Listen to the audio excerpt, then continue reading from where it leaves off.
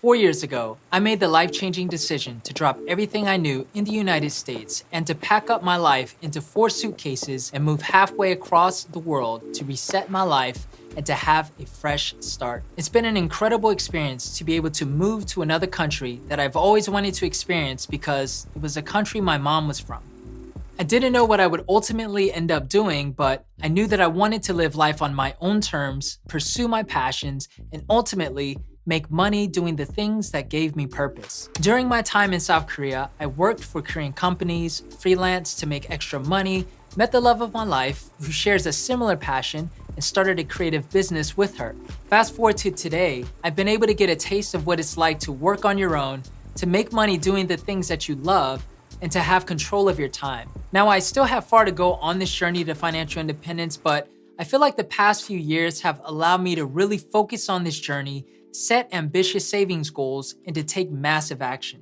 And a big part of those actions was to increase my savings rate as a freelancer and business owner to over 60% in this past year. Now, the reason for making this video is to hopefully inspire or motivate those of you who are on the journey to financial independence and to also share my journey as well. So we'll go over how I achieved a high savings rate as a freelancer, and then I'll offer some practical actions that you can take to be able to increase your savings rate no matter who you are.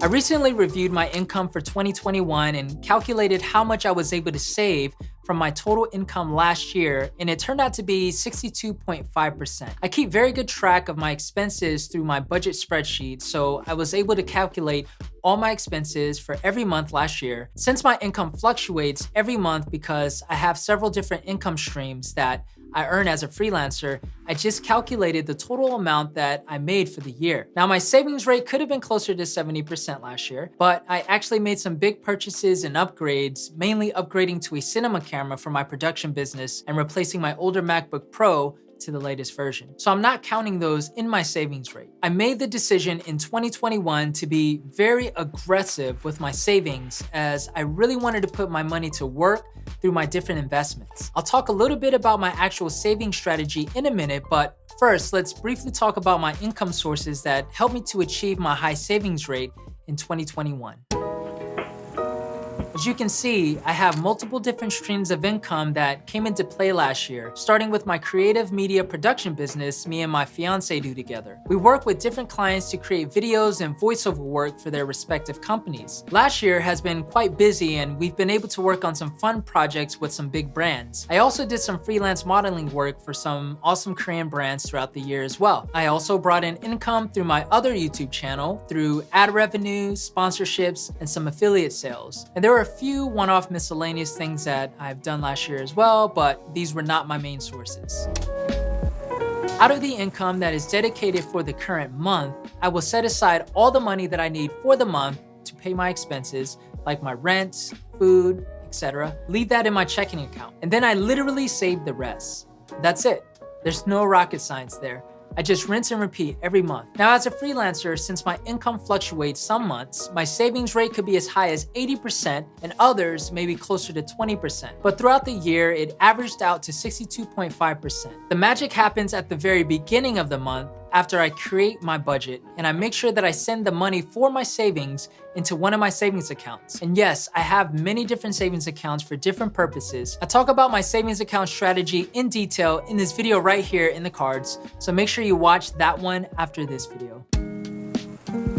First things first, it starts with a decision. You have to decide that you are willing to commit to increasing your savings rate. But even before you make the decision, you have to know your why. Why do you want to increase your savings rate? Is it to become financially independent or maybe even retire early? Or is it to grow your nest egg so that you will have an abundance of wealth built up by the time you hit retirement age? Or maybe you want to leave a legacy for your children and your grandchildren when you're gone. Whatever the reason, you need to know why you want to save and always keep that at the forefront of your mind so that you can stay focused. And as with any decision to commit to something, it takes discipline. No one else is responsible for your financial wellness. You have to take responsibility for your own financial well-being and be committed to improving it. If you skip this part, then you will not be able to last very long in your pursuit of saving.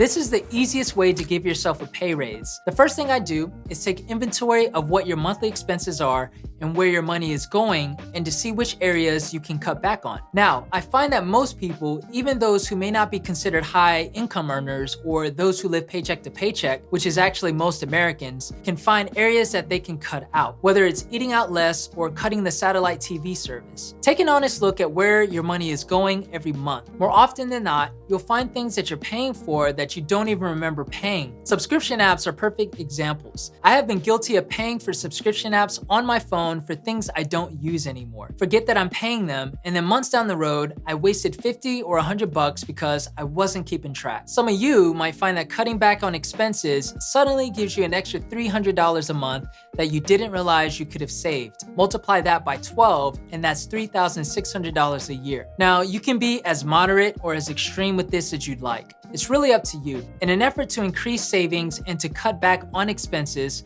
some people may even move to a lower cost of living area and downsize so that they can maximize their income that they have and save more. Once you're able to cut down on expenses, the trick is to make sure that you take the amount that you recovered and save that amount, hopefully in addition to what you're already currently saving. This tip is how you can supercharge your savings rate, which will allow you to save at an exponential rate. I think this is an important component to achieving a high savings rate. If your net income is $50,000 a year and your expenses are about $35,000 a year, that's a potential $15,000 a year that you can save, or a savings rate of about 30%, which is nothing to scoff at. But imagine if your income is $75,000 a year and your expenses remain the same at $35,000 a year. Well, that's a potential savings of $40,000, or a savings rate of 53%, which is obviously much better. So how do you increase your income? Well, there are many ways, and it really depends on you, your time, your skill sets, and your creativity. Sure, you can walk into your boss's office and demand a pay raise, but the realistic scenario is you might need to find other ways to increase your income. Here are some ideas. Find another job with better pay or benefits. This is easier said than done, but if you're not married to your current workplace, finding another job with better pay and benefits could be an option. For example, if your current workplace doesn't offer a 401k, but another potential job offers a higher salary and a 401k with a 1-to-1 match, then this can be an option. Probably more practical for most is to find a side hustle or another job or gig on the side that you can do in addition to your primary work to bring in extra income. This can be working part-time at a cafe, tutoring on the side, or turning a hobby into a small business, or really anything that you can think of to bring in extra money. Be sure to check out this video right here for some more awesome ideas on side hustles that you can consider. Once you found a way to increase your income, then I'd suggest that you take all the extra and put that towards your savings. If you have a side hustle, you can save 100% of that to help you supercharge your savings rate. My personal goal over the next few years is to increase my income as much as possible and to save the difference, making my savings rate even higher.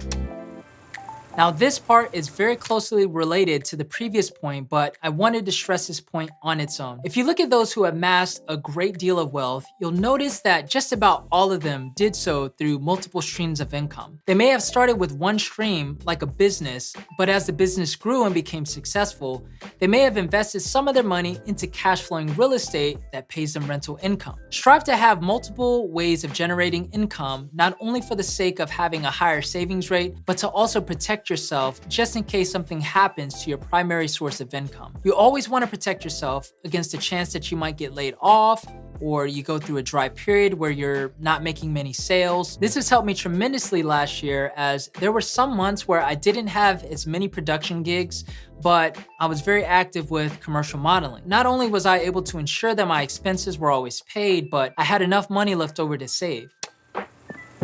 Have a little fun with your savings. It doesn't have to be a drag to save money. Create small milestones for yourself to reach and then treat yourself whenever you reach them. Maybe you can treat yourself to a nice dinner after you save your first $1,000 into your emergency fund, or maybe you can do a nice little weekend getaway after you save your first $10,000. Get creative with your milestones and enjoy the journey to financial independence with a little positive reinforcement. Just as important as the act of saving itself is where you're saving to. It doesn't do too much good to have a high savings rate only to keep a large amount in your bank savings account, earning 0.1% interest and losing 7% of its purchasing power to inflation. The key to achieving financial independence through your savings rate is to put your savings to work through putting them into assets that grow over time. This is where true wealth is created. So when I say I'm saving money, what I really mean is I'm putting my money into assets. If you haven't already, you'll need to come up with an investment plan that involves any combination of assets like stocks, index funds and ETFs, real estate, or cryptocurrency. Now, you can certainly have more short-term savings that you don't invest, like your down payment on a home or if you're saving for a car. But outside of these, I think the best use of your savings will be in appreciating assets. I have several videos already made on this channel on some of my favorite assets, so make sure you check them out. Being able to save my money gives me a sense of control and a sense of progression towards my financial goals, which is a very good feeling. And I hope that you're able to say the same. And if not, it's never too late to start saving towards your future, even if it's 5 or 10%, if that's all you can do right now. The most important thing is to just start and to get the momentum going. The more you build the habit of saving your 5 or 10%, the easier it is to save 20 or 30% when you get to that point. That's because you built up the habit. So what are you waiting for? I hope this was encouraging for you and you were motivated to supercharge your savings today so that you can have an even better tomorrow. Thanks for watching. Subscribe for more, and I'll catch you in the next video. Peace.